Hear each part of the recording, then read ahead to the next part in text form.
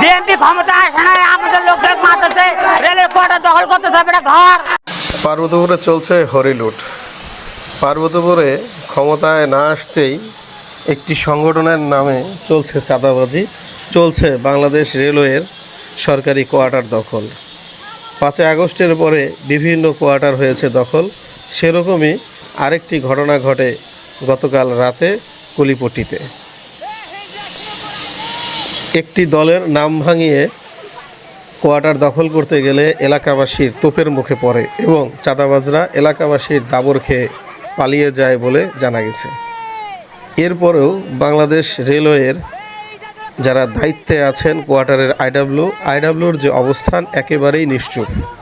আইডাব্লিউর নামেও অনেক অভিযোগ রয়েছে, তারা অর্থের কাছে বিক্রি হয়ে যাচ্ছে এবং অর্থ খেয়ে সরকারি কোয়ার্টারগুলো দখলের সুযোগ করে দিচ্ছে।